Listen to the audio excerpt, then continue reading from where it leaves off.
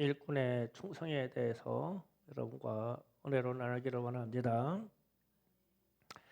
오늘 또 이어지는 말씀은 오늘 찬양 중에 첫 번째 찬양에서 표현했듯이 주의 인자심이 내 생명보다 낫습니다.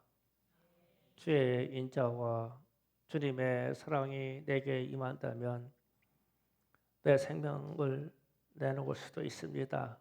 내 생명을 주님께 드리겠습니다. 이 고백이 지난 금요일 말씀부터 계속 이어지겠습니다. 지금처럼 불확실한 시대에 이렇게 왜곡되는 시대, 거짓이 팽배한 시대, 불신의 시대, 이런 범죄자들이 집권하는 세대, 범죄자들을 나라의 총리나 각 기관 장관으로밖에 세울 수 없는 이런 시대에 우리는 하나님께서 역사에 개입해 주시기를 원하고 바랍니다. 다른 방법이 없기 때문입니다.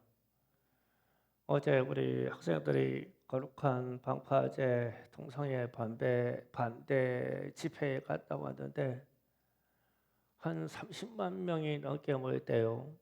양쪽의 육교 보도까지 다 차지해서. 그래서 언론에서는 언급을 않는 언론이 대다수고 겨우 발표했다는 것이 3만 명쯤 모였다고 그렇게 발표했어요. 그리고 각 언론사에서 퀴어 축제는 성황리에 열렸대요. 표현이. 그러면 어마어마하게 모였다는 뜻이죠. 현장에 있고 관심을 가진 사람도 이걸 다 알아요. 그런데 왜 세상은 이렇게 돌아가야만 할까요? 뭐가 잘못됐을까요? 왜 그런 것을 거짓으로 표현할까요? 참 답답한 세상을 살고 있습니다. 이럴 때 성경에서 아주 재미있고 의미 있는 말씀이 있어요. 사사기 9장 8절에서 16절을 가보겠습니다. 다 같이 한 목소리로 읽습니다. 시작. 하루는 나무들이 나가서 기름을 부어 자신을 위해 왕으로 삼으려 하여 감람나무에게 이르되 너는 우리를 위해 왕이 되라 하매 감람나무가 그들에게 이르되 내가 있는 나의 기름은 하나님과 사람의 영화롭게 하니 내가 어찌 그것을 버리고 가서 나무에 우쭐대리요 한지라. 나무들이 또한 무화과 나무에게 이르되 너는 와서 우리에게 왕이 되라 하매 무화과 나무가 그들에게 이르되 나의 단것과 나의 이 아름다운 열매가 내가 어찌 버리고 가서 나무를 위해 우쭐대리요 한지라. 나무들이 또한 포도나무에게 이르되 너는 와서 우리 위에 왕이 되라 하매 포도나무가 그들에게 이르되 하나님과 사람에게 기쁘게 하는 내 포도주를 내가 어찌 버리고 가서 나무 위에 우쭐대려 한지라. 이에 모든 나무들이 가시나무에게 이르되 너는 와서 우리 위에 왕이 되라 하매 가시나무가 나무에게 이르되 만일 너희가 참으로 내게 기름을 부어 너희 위에 왕으로 삼겠거든 와서 내가 그들에 피하라. 그리하지 아니하면 불이 나가서 위에 와서 레바논의 백향목을 살 것이다 하였느니라. 아멘. 자, 이 말씀의 장면이 사사 시대 때 기드온이라고 하는 위대한 사사가 있었는데 이 사사에게 아들이 70명이 있었어요. 그런데 이게 70명 중에 한 사람인 아비멜렉이라는 사람은 세겜 출신 여인에게서 태어난 사람인데 이 사람은 왕이 될 수 있는 적자도 아니고 왕으로 지명된 사람도 아닙니다. 그런데 이 사람이 자기 외가, 그러니까 세겜적이 저는 자기 외가에 가서 사람들을 선동해가지고 나를 왕으로 세워라. 그러면 이 세겜이라고 하는 이방 땅에서 드디어 왕이 나왔다고 하지 않겠느냐 이렇게 얘기를 했어요. 그래서 세겜 사람들이 들어보니까 참 좋은 말이야. 그래서 아비멜렉이라는 사람을 왕으로 세웁니다. 그때 선지자와 더불어 기드온의 아들들이 하는 말이 저 말이에요. 나무들에게라는 것은 기드온 집에 아들들이 많다는 뜻이 되고, 그리고 이스라엘 땅에 왕이 될 수 있는 적장자의 소유가 소자가 많은데도 불구하고 감람나무라는 남에게 말하니까 자기 소임이 있으니까 나는 이 자를 이탈할 수 없다. 무화과나무도 그러고 포도나무도 그러고. 그런데 가시나무라는 것은 찔레입니다. 찔레가 가서 우리에게 왕이 되라. 그러니까 찔레가 기분이 막 무지 좋은 거예요. 그래서 왕으로 등극이 합니다. 이게 찔레가. 그러면서 찔레나무가 내 그늘 아래 다 모여서 나한테 순종하라 이렇게 얘기하죠. 나중에 이 사람이 왕으로 잘못 등극한 이유로 인해서 처형당해서 죽습니다.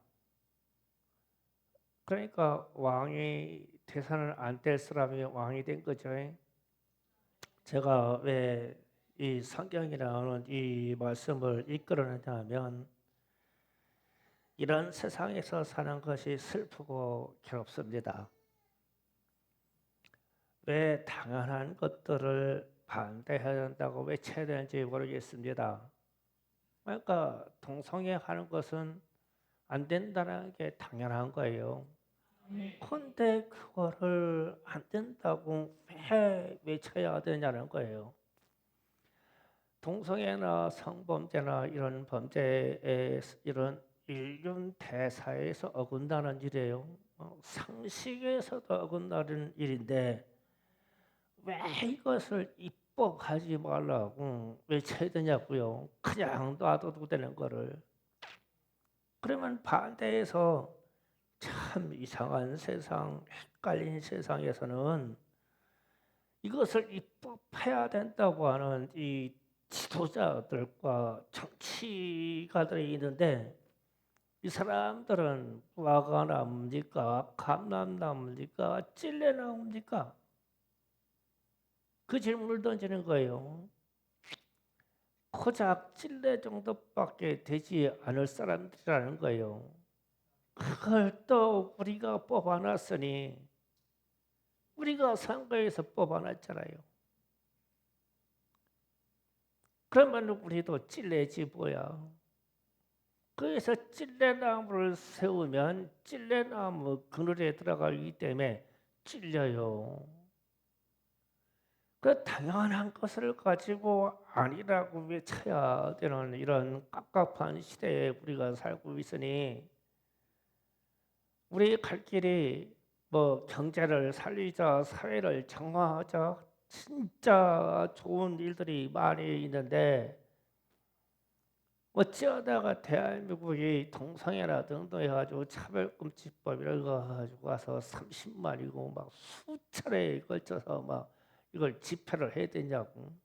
그러면 정부 관계자도 언론들도 그냥 바라보지도 않고 듣지도 않고 언론에 발표하지도 않고 고작 한 3만 명 등 모여서 왔다 갔더라 그렇게만 하지. 그러면 대한민국이라는 이 자체에서 왜 우리는 이렇게 이상한 세상에서 살게 됐냐. 대한민국이 그런 나라가 아니었단 말이에요. 참 희한한 세상, 헷갈린 세상에서 살게 되었다. 찔레나무 그늘 아래서 찔레가시로 찔러지는 이런 세상을 살게 되었으니 참으로 갑갑한 일이다. 어제 저녁에 어제 대통령이 북한으로 보내는 전단지를 보내는 단체나 이런 데 다 수색해서 막 엄중 처벌하라고 막 호령을 내렸죠. 참 기겁할 일입니다. 저는 이 북한으로 이 전단지를 보내는 탈북자의 대표를 알아요. 저하고 대학원 동기입니다. 이 사람은 전 세계적인 물리학자, 과학자입니다. 이 사람이 탈북해가지고 미국을 거쳐 탈북해서 한국에 들어왔어요. 이 사람이 단순한 생각을 했어요. 이 과학자인 이분이 북한을 어떻게 하면 계몽시킬 수 있을까? 북한이 왜 갇혀있는 세상이고 전 세계에 여행이 어렵고 전 세계 사람들이 비행기를 타고 다 전 세계를 여행하고 누리고 모든 정보를 공유하고 자유롭게 살고 그러는데 왜 북한만큼은 이게 갇혀가지고 아무것도 모르고 사느냐? 이 사람이 과학자로서 북한에서 공부할 때 북한이 지상낙원인 줄 알고 그렇게 공부했대요. 20대 중반에 넘어갈 때까지 너무 머리가 우수해서 제 상국을 거쳐서 미국으로 유학시켜준 거예요. 북한 정부에서. 그래서 미국에 유학 가서 봤더니 원래 똑똑한 사람이니까 이야 세상이 얼마나 넓고 자유하고 막 여행을 막 자유롭고 다니고 그러는지 놀랬어. 그래가지고 곧바로 이민자 신청을 해가지고 남한으로 들어와서 탈북자가 됐어요. 이 사람이 왜 전단지를 북한에 보내기 시작하면 북한에 있는 사람들에게 개봉을 시켜야 되는데 무엇을 할까? 나는 돈도 없고 뭐도 없고 그래서 우리나라에 있는 과자봉지 있잖아요. 과자봉지, 커피 일회용 커피 봉지 이거를 보따리에 싸가지고 풍선으로 날리는데 이게요. 과학적인 가스의 양, 바람 방향 다 계산해요. 이 사람이 물리학적인 계산을 다 합니다. 그래서 이게 이 바람 속도에 어디까지 날아가서 상공 어디에서 터진다는 것까지 다 계산해서 보냅니다. 이거를 그 띄우는 거예요. 그래서 이제 띄워서 가면은 개성 시내에 가가지고 이 우리가 보낸 쓰레기 봉지 같은 게 팍 터집니다. 그러면 하늘로부터 막 반짝반짝반짝한 거 떨어지는데 보면 처음에 보낼 때 과자 봉지 보내서 과자 봉지 그러면은 사람들이 그거 주워 가지고 다 냄새 맡아보고 이야 이 북한에서 남한에서 날라온 쓰레기인데 냄새 이야 기막히다. 나 과자 봉지를 안 하니까 막 혀로 핥아보고 막 이 맛이 막 봉지에 묻은 맛이 막 기막히고 이거로 이 깨우려고 보낸 거예요. 처음에. 그래서 이 사실을 가지고 사람들이 남한에 있는 어마어마한 이 잘 사는 나라라는 것을 알게 됐어요. 그 이후에 발전해 가지고 북한에도 핸드폰이 들어오고 이런 이 시설이 들어오니까 USB나 우리 있는 그 영화 그다음에 한국에 있는 음악 이걸 보내기 시작한 거예요. 그래서 북한에 있는 젊은 애들이 이걸 보고 야 남한이 기가 막힌 나라라고 보내는 거예요. 그래서 저도 그걸 보내봤어요. 풍선을 고성 쪽에서 보내봤어요. 그냥 금강산 쪽으로 보내려고 했어요. 그래가지고 보냈을 때 그 자리에 있을 때 내가 그 대표를 했어요. 내게 있는 소유물 중에 북한에 가서 가장 유익한 거가 뭐가 있겠습니까? 뭐 내게는 무엇을 보내면 좋겠습니까? 그러니까 그러더라고요. 달러를 보내거나 특별한 것을 보내거나 내 이름이나 내 정보가 유출된 것을 보내면 나중에 추적당해서 내가 해코지를 당할 수도 있으니까 소유물 중에 손수건이 있어요? 그러더라고요. 주머니 보니까 손수건이 있어요. 손수건. 거기에다가 쓰고 싶은 글을 매적으로 쓰세요. 그래서 제 손수건에다가 썼어요. 남한은 참 자유로운 나라다. 잘 사는 나라다. 그래서 이 외부의 정보에 대한 거 가지고 진짜로 북한에 있는 사람들을 누가 이 손수건의 소유자가 될지 모르지만 우리는 이 손수건을 흔한 소유물로 갖고 쓴다. 그래가지고 풍선 끝에다가 실로 묶어가지고 띄어보냈어요. 네, 손수건을. 누군가가 썼겠죠. 그러면은 그런 거예요. 그럼 손수건이 그 사람들에게 무슨 유익이냐? 손수건 없대요. 손수건도 없다. 고위급이나 쓰지 무슨 사람들이 손수건이냐고. 아마 손 닦고 얼굴 닦을 때 내가 보낸 손수건을 갖다 어디다가 모셔놓고 쓸 거래요. 그래서 했던 그 풍선 보내거든요. 그런데 엄벌에 처한다고요. 참 희한한 나라에서 우리가 사는 거죠.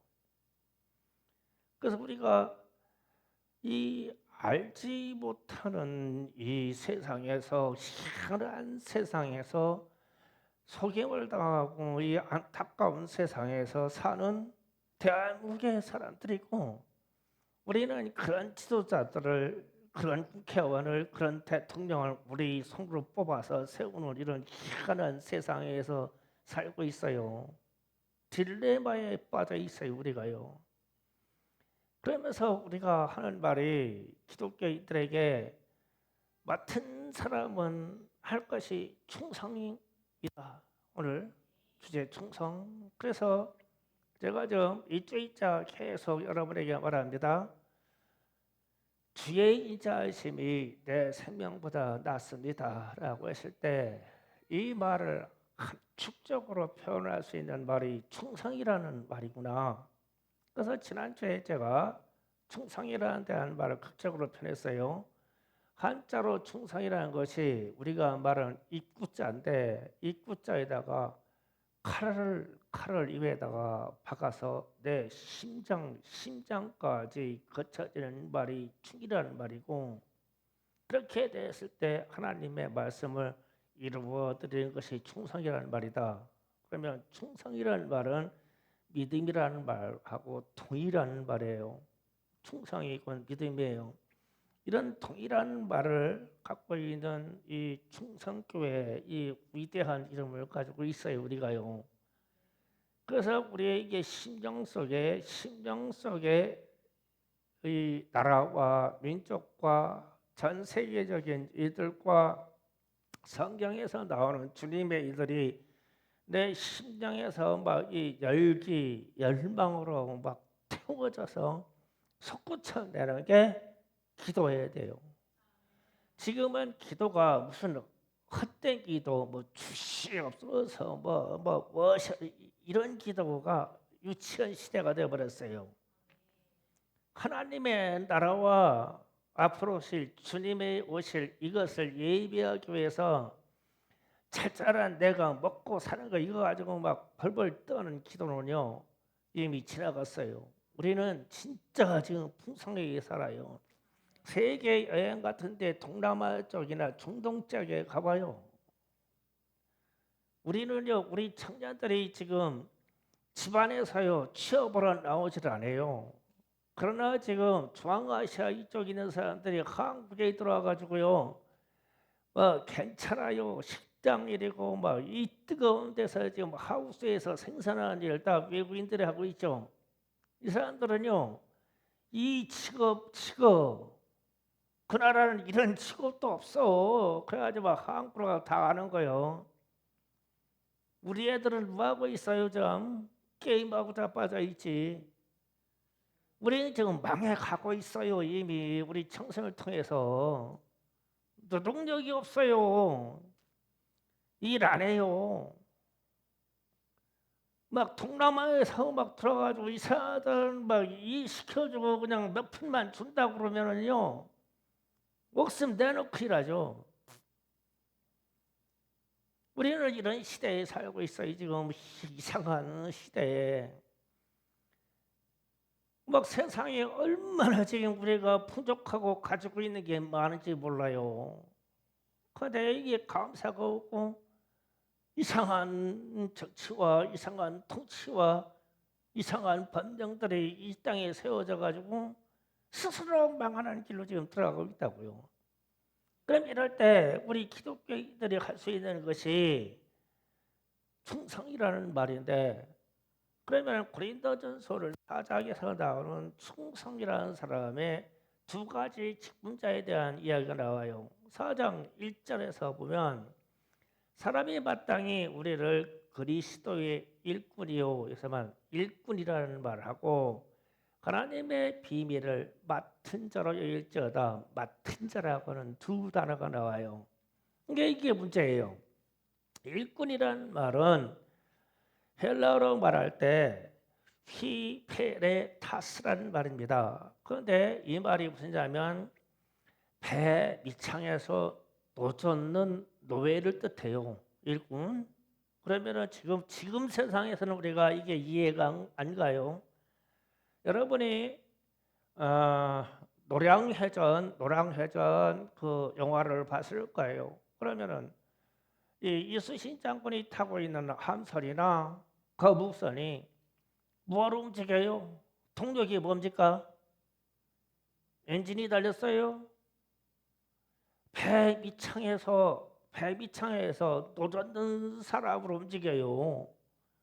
그러면은 위에서 장군이 전진 그러면은 배 밑창에 있어서 지휘하는 사람이 막 북을 치면서 전진 북을 쳐요. 그러면 막 밑에 있는 이 병사들은 하급 병사입니다. 거의 다 노예 출신이에요. 그런데 우리는 전쟁하면 병사 그러면 앞에 나가서 칼 들고 싸우는 멋있는 병사를 생각해요. 그런데 이 배 밑창에서 막 이 노를 젓는 이 사람들을 일꾼이라고 그래요. 그러면은 이 노예들은요, 밑에 있는 일꾼들은 전쟁에 패했어요. 그럼 어떻게 돼요? 그 배하고 같이 침몰해서 같이 죽는 존재예요. 그래서 발에 자코가 차 있어요. 밑에서 이게 도전난 게 힘들거든요. 언제는 앞으로 가라고 했다가 언제는 또 뒤로 가라고 막 구대 그런 막 뒤로 넣으셔야 되고 어쨌든 막 우측고 막 우샤 자야 그러면 막 오른쪽은 서야 되고 왼쪽은 멈춰야 되고. 근데 이게 너무 힘드니까 이 사람들이 전쟁이라서 막 전쟁 상황이 되면 도망가. 그러니까 아예 도망 못 가게 발에다가 자꾸를 채워놨죠. 그나마나 승리해서 이기면 그래도 떡과 고기를 배 터지게 먹겠지만 졌어. 그러면 배와 같이 수장되는 사람들입니다. 이게 일꾼이라는 거거든요. 그러면 이 일꾼이라는 의미는 오늘날 교회에 있는 우리를 뜻해요. 우리는 이 말세로 살아가는 이때에 교회를 위해서, 주님을 위해서, 하나님의 나라를 위해서 같이 죽는, 교회와 같이 죽어버려야 하는 일꾼이요. 무엇을 가져서 누리고 막 내가 흥황한 무슨 이런 축복을 누리고 이런 게 아니라 앞으로 이 세상이 이 암흑의 세대가 이렇게 갈 수밖에 없는 시련이라고 그러면 우리는 이 나라를 위해서 그렇게 수장돼서 죽어야 할 사람이고 우리는 이 교회를 위해서 그렇게 죽어야 할 수장들 일꾼이요. 이 일꾼이라는 뜻입니다. 그래서 일꾼에게 너에게 주어진 바 구할 것은 충성이다 그랬죠. 그럼 이게 이런 위기의 시대 때는 이 말씀이 어마무시한 말씀이에요. 일꾼이라는 말이, 충성교회 일꾼이라는 말은 이 나라와 민족을 위해서 죽어야만 할, 하나님의 나라를 위해서 우리는 그냥 목숨 내놓고 죽어야만 하는, 그래서 하나님의 인자하심이 이 땅에 들어올 수 있다면 내 생명도 주님께 드리겠습니다. 주의 인자하심이 내 생명보다 낫습니다. 그거 말이죠. 그러면은 맡은 자라는 말은 청직이라는 뜻입니다. 그런데 맡은 자라는 것은 집을 맡아서 관리하는다라는 그런 말이에요. 그래서 헬라어 말로는 오이코노모스라는 말인데, 오이코라는 말은 집이라는 말이고 노모스라는 말은 관리한다는 거예요. 집을 관리하는 자, 이 사람도 구할 것은 충성이다. 그러면 성경에서 이 역할을 가장 잘 표현해 준 것이 창세기에서 나온 요셉의 이야기입니다. 요셉이 보디발 집에 노예로 팔려갔어요. 그런데 노예 중에 이 사람이 참 월등해, 하는 짓이나 지혜나 이런 거 보니까, 그래서 젊은 나이에 내 보디발이 이 요셉에게 너는 내 집에 관장하는 것은 내 아내 외에 모든 것을 다 관장하라. 그래서 요셉에게, 어린 나이에게 요셉에게 청직이 맡은 자로서 줬죠.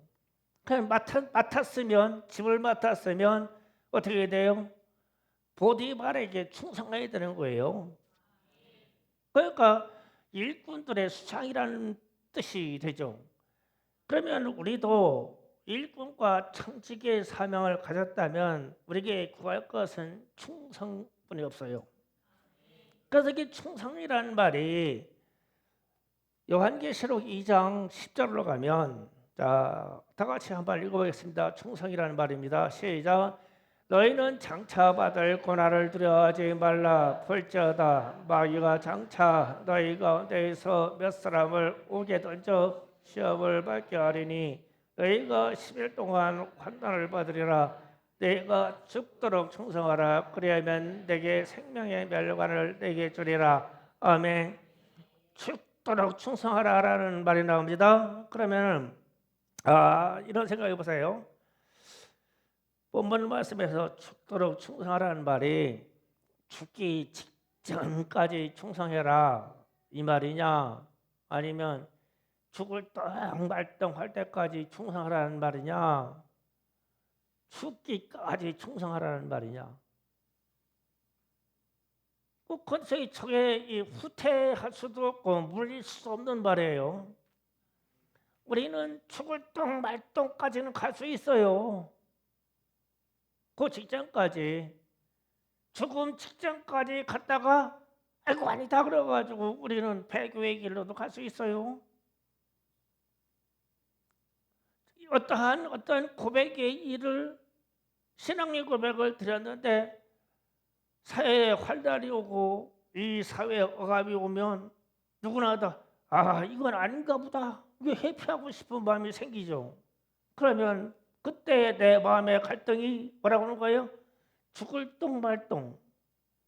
그런데 죽기까지 죽어버려라.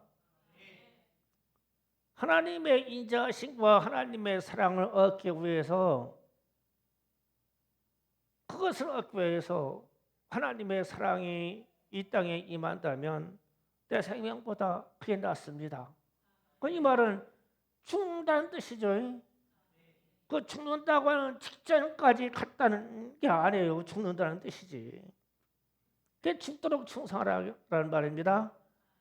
이게 충성교회의 정신이에요. 사실 이 거룩한 방파제 우리 청년들이 갈 때 갈등을 가장 많이 한 사람은 이 목사입니다. 그러니까 저는 죽는다라고 하는 생각을 않고 죽을 똥 말똥까지밖에 생각을 안 했어요. 그래서 제가 우리 사모하고 뭐 언제까지 가잖아요 했지만, 안 가는 애들 뭐들을 강요하냐, 좀 그냥 좀 놔두자, 이제 가는 애들이나 가고 제가 타협하는 거예요. 제가. 왜냐하면은 이 시대가 참 희한한 시대로 흘러가니까 같이 가자고 막 몰아버리자니 그 반론이 나온 것과 집안에서 반대하는 것과 학교에서도 마찬가지고 사회에서도 마찬가지고 또 애들도 이거 알아. 아주 이게 참 귀찮은 일이고 가서 무진 서 있어야 되고 걸어야 되고 떼약볕에서 알아. 그러니까 애들도 타협해가지고 이제 그때부터 안 아프던 병도 오기 시작하고 안 아프던 머리도 아프기 시작하고 별 현상이 다 나와. 그러니까 그런 애들은 그냥 놔두고 갈 사람이나 가라 이랬어. 다 가야지. 다 죽자. 저도 안 되는 일이 죽기까지 충성해요. 그래서 제가 지난 주일부터 제 마음에 말씀이 왔다고요. 주의 인자심이 생명보다 낫습니다. 그런데 이게 안 떠나. 나도 왜 이런지 몰라. 근데 참 괴로워. 생각이 괴로워서 내 육체가 고달파서 괴로운 게 아니라 내 영혼이 괴로워. 왜 그런지 몰라. 주님의 인자하심과 주님의 사랑을 얻기 위하여 그를 얻는다면 내 생명 내놓겠습니다. 그런 말이거더라고. 그런데 이게 쉽게 할 말이 아니고 쉽게 실천되는 말도 아니죠. 내 안에 있는 성령께서 도와주셔야 되는 일이니까. 그래서 우리가 우리에게 나타나는 많은 교회의 직임대로 나타나는 일들이 있는데 누구는 말씀을 가르치고 누구는 섬기는 일을 하고 누구는 가르치고 누구는 위로하고 누구는 구제하고 누구는 다스리고 누구는 공의를 베푸는 이런 역할을 하는데 이 역할이 다 충성이라는 말을 빼놓고는 접근이 안 된다. 그래서 로마서 12장 6절 8절 좀 읽고 갈게요. 그리고 약간의 설명을 해드릴게요. 다 같이 있습니다. 시작. 우리에게 주신 은혜대로 받은 은사가 각각 다르나 혹 예언이면 믿음의 분수대로 혹 섬기는 일이면 섬기는 일로 혹 가르치는 자면 가르치는 일로 혹 위로하는 자면 위로하는 일로 구제하는 자는 성실함으로 다스리는 자는 부지런함으로 구원을 베푸는 자는 즐거움으로 할 것이니라. 아멘. 여기 7가지의 직임에 대해서 나와요. 예언하는 자는 믿음으로 해라. 그렇죠? 믿음의 분수대로. 우리 아이들이 한번 그 박혁 전도사를 만나고 나서 아주 로망이요. 그 저희 다소라에 박혁이의 아내가 되든지 네가 박혁처럼 됐으면 좋겠지. 로망이요. 그러니까 이제 왜 그렇게 좋으냐면 야 예언하는 게 탁월하더라고, 그지? 탁월해. 그러면은 예언하는 자는 믿음의 분수대로 그랬어요. 그러면은 예언하는 말을 이 예언자가 자기도 믿지 아니하면서 이 말을 던지면 안 되죠. 자기도 믿어야 되니까. 그러니까 다소라 박하기를 좋아하는 게 아니라 너 믿음이나 잘 키워. 그 얘기요. 너는 믿는 것도 없으면서 어떻게 박혁처럼 되냐? 그러니까 공부는 좀 덜하더라도 성경 많이 읽고 그래야 성경 말씀을 말할 거 아니야. 믿음으로. 그 예언자의 기능이요. 이 성경 읽어서 성경의 능력이 들어오는 사람의 인생에 대박을 칠 것인데 그것은 절대 하지 않냐고 세상 작권만 공부하니까 작권밖에 안 돼요. 하나님이 어떤 사람을 쓰시냐고. 하나님의 말씀을 믿는 자를 쓸 거 아니에요. 그러면 박혁이처럼 말할 거 아니야. 하나님의 말씀을 알고 온다고 믿어지니까 지연아 할 만하지? 앞으로 공부 다 때려치고 나 성경만 읽는다. 박혁보다 더 하게 한 사람이 돼야 되니까 농담 같지요? 하나님을 누구를 쓰시겠냐고. 그러니까 믿음의 분수대로, 그러니까 너희들은 이 믿음이 안 와서 애언자가 못 되는 거야. 그걸 사모하냐? 그러면 믿음의 분량만큼 말씀의 분량을 키워라. 그것도 충성이다. 아멘. 그 다음에 섬기는 일로 그랬어요. 이 섬기는 일은 교회의 직분상 집사님들을 얘기해요. 그러니까 물질을 관장하는 자가 섬기는 자예요. 섬기는 거요. 말로만 섬겨요? 섬긴다고 합시다. 말로만 섬겨지냐고요. 뭐가 따라가야 돼. 물질이 관장이 돼야 돼. 그래야 섬길 수가 있어. 누가 부모님한테 효도하기 싫은가요? 효도하고 싶어요. 근데 원체 없어. 없어서 묻어요. 그러니까 입으로만 하기 뭐하니까 그것도 묻어요. 그럼 어떻게 해야 돼요? 섬기는 자는 물질을 관장할 만한 능력이 있어야 되고 그것이 충성으로 나와야 섬겨지죠. 물질을 끌어안고 절대 안 내놓는 사람이 섬겨지냐고요? 그건 섬겨지지가 않죠. 근데 그것도 충성의 일부예요. 그 다음에 가르치는 자라고 했어요. 가르치는 자. 이 가르치는 자, 교사의 기능이 다분히 있는 사람들이 있어요. 우리 중에는 참 많이 있어요. 우리 청년들 땡에는 많이 있어요. 가르치는 기능이. 이 가르치는 기능도 은사입니다. 하나님이 주셔야 돼요.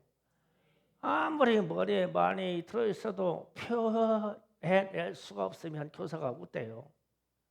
표현 능력이 있어야 되죠. 그럼 그 능력이 있으면 열심히 가르쳐야 되죠.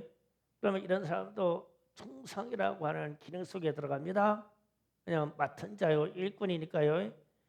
그 다음에 위로하는 자가 나왔어요. 위로하는 자. 위로하는 자는 권면이나 신방을 하는 사람들이에요. 회중이나 개인이나 가정에 방문해서 권면할 수 있는 사람이에요. 오늘날 직분상 권사님들을 뜻해요. 그런데 우리 교회 권사님들 신방 받으실 분 신청하세요. 권사님 우리 집에 좀 신방 가셔가지고 좀 기도 좀 해주세요. 좀 신청하시라고요. 왜 그 기능이 안 나와요? 권사님들한테서 충성을 바랬기 때문에 안 나와요. 다른 게 똑같아요. 믿는 거나 상경하는 거나 주일마다 설교 듣는 거 똑같아요. 그런데 편을 보여서 누구를 권면하고 누구를 위로할 수 있는 기능을 너희들은 여집사로서의 권사의 기능으로 올라가서 권면하는 기능을 하고 신방하는 기능을 하라고 교회에서 세웠거든요. 그때 누가 권사님들 우리 좀 신방해 주세요 하는 사람이 어디 있어요? 도리어 집사님들이 권사님 신방 다녀. 그렇지 마시라고. 이 심각한데 이게 왜 그러냐? 마음에 무엇이 충성이냐? 무엇 때문에 교회에서 내가 죽어야 되냐? 이 자세가 안 나오니까. 그 다음에 구제하는 자에 대해서 해서 구제하는 자는 성실함으로 그랬어요. 가난한 자를 돕는다는 것은 지속적인 성실이 있어야 돼요. 가난한 사람에게 한순간 얼마큼의 도움을 딱 줄 수 있는 것은 얼마든지 할 수 있어요. 단회적으로. 그런데 구제하는 것을 성실함으로 하라고 하면요. 이거 부담돼요. 그전에는 지금도 전철역 같은 데 가면은 막 자기 신체를 막 자해해가지고 그 이렇게 깡통 들고 한 푼만 주세요. 막 한 사람들 있는지 모르겠어. 그전에는 많았어요. 막 육교 같은 데 지나가고 막 다리 막 다 이렇게 자해가지고 뼈가 그렇게 나오게 해놓고 나가지고 막 벌벌벌 떠면서 막 나 수술비 없어요. 그러면은 이렇게 막 쳐. 그랬어요. 근데 제가 장님을 한번 만나서 전철에서 참 불쌍해서 이렇게 막 뒤적뒤적 그러는데 이게 1,000원짜리나 이게 100원짜리나 이게 잡혀야 되는데 주머니에 이 큰 거금이 잡히네. 그것밖에 없어. 그러니 나 혼자 마음에 줄까 말까 하다. 에이, 이거 줬어. 에이, 또 벌면 되지. 줬어. 그랬더니 장님이 눈을 펄쩍 뜨더니 막 엉덩 끌고 집어넣는 거야. 그래도 어떻게 해야 돼? 구제해야지. 하나님이 그때 보신가 봐. 넌 목사할 자신이 있다고. 그때 진짜 거금 줬어. 지금 그 돈 얘기하면 다 여러분들이 우스갯소리일까 봐 금액은 얘기 안 해요. 몇만 원 이상 줬어. 수표를 줬어. 수표를. 눈을 번쩍 뜨더라고. 그래서 나는 기도로 장님을 눈 띄운 게 아니라 돈 줘서 눈 띄웠다니까. 그런데 지속적으로는 못했어. 돈 떨어져서. 그런 얘기예요. 그러면은 다스리는 자 그랬어요. 다스린 자도 충성인데 다스린 자는 최소한 감독이나 혹은 장로님들 다스린 자예요. 다스린 자는 부지런함으로 이 다스린 자가 게으르면요 다스릴 수가 없어요. 우리 장로님들 보자고요. 자기 집 다스려야지, 직장 다스려야지, 교회 다스려야지, 그냥 해야지. 그러니까 이제 가급적이면 교회 일 빼는 거예요. 교회 행사 있다면은 빼고 나는 못 다스리니까. 왜 그 말을 뭐냐 부지런하지 못하니까 일이 밀렸어. 그러면 교회 일 때문에 밤잠을 자지 않는 거예요. 새벽 3시, 4시까지 일하는 거예요. 그러고 나서 새벽에 나와서 교회 일을 하는 거예요. 그래서 다스린 자는 부지런하라고 그랬어요. 목사도 부지런해야 돼요. 지도자는 부지런해야 돼요. 아무나 대통령 하는 게 아니에요. 부지런해야 돼요. 여러분이 부지런하면 지도자의 자리에 들어갈 거예요. 이것도 속의 뜻은 충성입니다. 그 다음에 긍휼을 베푸는 자는 즐거움으로 하라 그랬어요. 그러면은 이게 문제예요. 환자를 돌보는 거나 불쌍한 사람들을 돌보는 거나 진짜 환자 중에 똥오줌을 치우거나 이런 거는요. 이런 것은 굳은 일을 하는 거예요. 그런데 이 굳은 일이 내게 왔는데 이게 즐거운 일이 있겠어요? 스트레스도 이런 스트레스 없어. 굳은 일 하나가. 나는 천국에 가서 우리 어머니 뵈려면 난 아주 죄송해요. 난 우리 집에 와서 잠깐 누워 계신데 나는 우리 사모님한테 그랬어. 나는 내 엄마 아들도 아닌가 벼. 나는 내 엄마 아들도 아닌가 벼. 내가 저분 엄마 젖빨고 컸어? 근데 나는 저분 아들도 아닌가 봐. 똥오줌을 갖다가 막 그냥 침대에서 이렇게 보시는데 나는 그 냄새를 감당할 수가 없어. 그래서 내 마음에 긍휼이 없다는 걸 알았어. 이런 사람을 돌보고 있을 때 그런 상황에 왔을 때 영혼의 즐거움이 와야 되는데 스트레스야 스트레스. 밥도 못 먹어. 막 토할 것 같아가지고 밥도 못 먹고.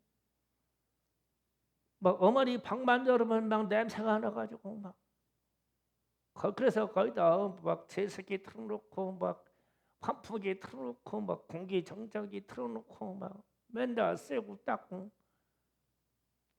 손님이 오면은 그 방으로 묻히러 가게 해요. 나도 못 견디니까. 그래서 이제 긍휼을 베푸는 자가 즐거움이라는 것도 이게 한계가 내 한계를 넘는 충성이야. 저는 솔직히 인정해요. 제가 이게 안 되더라고. 안 되더라고. 그런데 이제 하고 싶어도 돌아가셨으니까 못하지. 그러다 내가 천국에 가서 우리 엄마 뵈면 송구해서 뵐 수가 있을까? 그래서 여러분이 여러분 주변에 아프거나 괴롭거나 이런 사람이 있으면은 막 즐거운 마음이 생길 수 있도록 기도하셔야 돼요. 구해야 돼요. 이 충성을요. 그래서 우리가 그리스도인이면 너희는 일꾼이고 그리스도인이면 맡은 자로서의 이런 기능의 직분들이 너희에게 주어질 것인데 할 일은 충성이다. 충성뿐이다. 그런데 죽도록 충성해야 된다. 이 말이 그대로 이어져서 주의 인자의심이 내 생명보다 낫다는 말이더라. 앞으로의 신앙생활은 믿음의 사람들에게 이런 충성이 요구될 거예요. 그래서 제가 지금 한 세 번째, 네 번째 말할 거예요. 지난 주일에 강단에 올라가지고 잠깐 기도할 때 갑자기 내 가슴 속에 왜 그런지 모르는데 내 말씀이 팍 들어왔어요. 들어오는데 주의 인자심이 내 생명보다 나으니 이 말씀이 들어왔는데 그 이후로 지금도 제가 또 얘기하는 게 안 떠나요. 안 떠납니다. 이 말씀이. 그 도대체 이 말씀이 무슨 말씀인가 했더니 내 생명을 버려서라도 하나님의 인자하심과 사랑을 얻을 수 있다면 그렇게 되기를 원한다는 뜻이더라고요. 아무리 성경을 찾아보고 피해가서 좀 이 뜻을 알고 싶어서 아무리 피하려고 해도 자꾸 찾아보고 묵상하고 찾아보고 묵상하고 비슷한 말을 찾아보고 묵상하고 하니까 하나님의 인자하심이 우리 생활 속에 우리 대한민국의 역사 속에 들어오려고 하려면 주님 내 생명이라도 드리지요. 이 얘기더라고. 그러니까 하나님 앞에 어마어마한 이 거래의 기도라고요. 그런데 우리는 하나님이 주신 말씀대로 우리 직분대로 생각해도 구할 것은 충성이다 그러는데 죽도록 충성하라. 이 말씀이 그 말씀이더라고. 또 그 말씀이야. 왜? 하나님의 인자하심과 사랑이 우리 안에 들어오지 아니하면 우리는 희망이 없어. 희망이 없어. 희망이 없어. 제가 어제 6.25 전쟁 참전 선언하는 그때 당시 트루먼 대통령이 연설하는 과거 흑백으로는 연설이 떴더라고. 그래서 내가 6.25 전쟁에 대해서 관심이 많으니까 얼른 터치해가지고 열었더니 트루먼 대통령이 한국 참전 선언하는데 이런 얘기를 하더라고. 공산주의자를 통하여 공산주의자 때문에 주님의 백성이 종이 되는 것을 허락할 수 없으니 미국은 알지도 못하는 대한민국 그 땅으로 우리는 참전합니다. 이러더라고. 공산주의의 종이 되는 것을 노예가 되는 것을 허락할 수 없으니 이랬어요. 그런데 그때 당시에 대한민국의 기독교인이 100만 명이었습니다. 100만 명. 그러니까 얼마 안 돼요. 그런데 이 사람들의 자유를 구하려고 참전선언을 한 거예요. 이 사람들이 공산주의의 노예가 될 수 없습니다. 난 그 연설을 듣면서 깜짝 놀랐어요. 처음 들었어요. 트루먼 대통령이 대한민국의 기독교인과 더불어 자유를 아는 이 민족이 공산주의의 노예가 될 수 없으므로 미국은 참전합니다. 이러더라고. 나는 지금서 그 말을 깨달았어. 그게 무슨 말인지. 노예가 된다니까. 북한이 그렇잖아. 노예가 됐잖아. 공산주의의 노예가 됐고 김정은의 노예가 됐잖아. 그만큼은 안 되지. 그런데 대한민국에 1000만 기독교인이 있다면 그러면 우리가 선택해야지. 이거를 우리가 선택해야지. 그래서 동성애는 안 된다고 말하는 거고, 현 정부의 대통령은 아니라고 말하는 거예요. 우리 대통령이 아니라고. 그 어떻게 북한에다가 북한의 자유를 선전하는 전단지가 들어가는데 그걸 중지시켜버리냐고. 누구한테 비유 맞추려고 중지시키냐고 그거를. 김정은이 하나에게 비유 맞추는 거지 이게 북한 주민들에게 비유 맞추는 거냐고. 우리가 가지고 있는 자유민주주의의 이 정보가 USB로 그냥 북한의 천역에다 뿌려져야 돼. 핸드폰이 가진 사람들이 끼기만 하면 볼 수 있게. 그게 들어가는 것이 차단되는데 그거 차단되는데 그거를 보내는 집단들을 엄중 처벌하라고 명령하는 대통령이 이게 대한민국 대통령이냐고 그게. 우리는 이 희한한 세상을 살면서 우리는 뭐가 충성인지 뭐가 자유인지 이게 헷갈려 다. 그래서 제가 그냥 설교할 때마다는 정치 설교 하지 말아야지 하지 말아야 하는데 또 안 해. 속 터져가지고 안 되는 거 이게. 우리가 가지고 있는 이 가치의 충성이라는 가치가 이 땅의 하나님의 나라와 이 나라에 있는 이 자유의 가치를 지키기 위해서 우리는 충성해야 되는데 우리는 다른 분야에 지금 충성을 하고 요구가 돼 있어. 이게 우리나라의 현상이. 우리는 충성할 때가 많아. 하나님께 이 나라와 이 민족 위에 교회 위에 교회에 함께 내가 죽는 직분자입니다. 이런 충성을 할 때가 하나. 그런데 지금 와가지고 나는 이 나라와 이 민족과 함께 죽겠습니다. 이런 충성을 해야 되는데 얼어봤다고 이 나라와 이 민족에서 죽냐고. 내가 이재명이나 이 사람들 민주당에서 죽을 것 같아? 안 되지. 그러니까 충성할 수 있는 가치를 지금 찾지를 못하니까 열불나가지고. 남북이 위대한 통일을 보고 가야 되는데 남북 통일에는 복음 통일, 자유 통일, 하나님이 개입하신 통일에는 없어요. 공산주의를 통일하면 트루먼 대통령이 참전선언한 연설 그 내용이 그대로예요.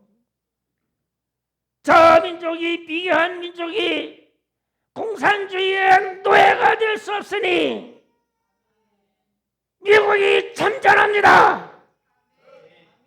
그게 6.25 전쟁이라더니 앞으로 6.25 날씨 그날 이틀 후에 27일 날 선언된 얘기예요. 그 전 세계 자유주의이 다 일어난 거예요. 이 연설 때문에. 그 지금 와가지고 공산주의가 좋다고 사회주의가 좋다고 지금 와가지고 좋은 세상 만들었다고요? 중국만 가봐요. 그게 안 되는 게. 제가 베이징에 간 적이 있어요. 갔는데 저는 군대 출신, 군대에서 군대 생활을 이렇게 해서 그런지 몰라도 호텔을 딱 들어가는데 저 사람 나 감시하고 있는 사람이네. 저 사람도 나를 감시하고 있는 사람이네. 눈에 딱 들어와. 입구에서 정장 와가지고 딱 서 있는데 아니 딱 봐도 가이드도 아니고 여행사도 아니고 그런데 저렇게 멀쩡하게 잘생기고 운동깨나 가지고 이 몸에 태가 딱 있는 사람들이 왜 호텔 곳곳에 있는 거요. 우리 목사님들 들어가는데 희한하네. 그래서 내가 가이드한테 들리는 소리를 말했어. 왜 우리를 감시하는 정보원들이 이렇게 많죠? 그 얘기가 저마다 막 5분 내로 막 싹 다 없어졌어. 우리가 지금 중국 들어가면은 그냥 자유 이건 줄 알아요? 공항에 딱 들어갈 때부터 벌써 우리는 입국할 때 여권으로 해가지고 직분이 뭐며 무슨 목적이면 다 밝혀져 있어요. 기독교인이다, 선교사다, 목사다 이런 거 다 밝혀져 있어요. 지금 AI 체제로 지금은 완전히 자유적으로 다 떠버려요. 그러면 보이지 않는 공안들이 그냥 쫙 달라붙어요. 수십 명이 달라붙습니다. 그런 세상으로 가요? 그건 아니죠. 그래서 우리가 오늘 말씀을 붙잡고 했을 때 제가 했어요. 희한한 세상, 이상한 세상을 산다. 동성애를 반대하는 이런 말을 끊을 필요도 없다. 이게 상식이니까. 그런데 그거를 왜 안 된다고 막 30만이 모여서 외쳐야 되고 뒤에서 끌어가지고 기도하는 사람이 있어야 되냐? 왜? 아니게 상식이게 이게 세상인데. 그런데 어떤 세상의 사람들이 그걸 입법해야 되고 그걸 해야 된다고 하고 동성애 부부를 인정해야 된다고 왜 자꾸 앞에서 만들어가냐고. 그 존재가 누구냐고. 그러니까 이게 이상한 세상에서 내가 충성을 얻다가 바쳐야 되는데 바칠 대상이 하나님을 찾아가야 되니까 이것도 혼란스럽다. 차라리 주님의 인자심을 이 충성교회 대한민국의 주님이 나타내 주세요. 그리고 사는 말이 1000만 기독교인들이 다 죽겠습니다. 그럼 주님이 인자하셔서 역사를 바꿔줄 거 아니에요? 그런데 그렇게 못하잖아요. 그러니까 우리라도 하자. 충성이라는 말이 뭐냐고. 이 희한한 세상을 살아가는 저와 여러분이 정신 바짝 차리고 기도해야 돼요. 무엇을 구해야 될지, 무엇을 구해서 이 캄캄한 세상을 헤쳐나가야 될지. 이 기가 막힌 세상에서 우리가 살고 있다고요. 지금 물질의 평화와 지금 먹고 살 수 있는 그게 문제가 아니라는 거예요. 더한 문제를 끌어안고 있다. 그러니 세상을 향하여 말하는 것을 좀 조심하시고 이 울분을 토하는 것을 가슴에 끌어안고 있어가지고 기도 시간마다 이 민족을 위해서 부르짖어 기도해 주시기를 바랍니다. 그래야만 헤쳐나갈 수가 있어요. 하나님이 개입하셔요. 너희가 내 생명이라도 가져가시면 감사할 일이고요. 중창교회 여러분의 생명을 주님이 가져가신다면 감사할 일이고요. 그렇게 믿음의 강건함 있기를 주의 이름으로 축원합니다. 주여 삼창으로 기도합시다. 주여 주여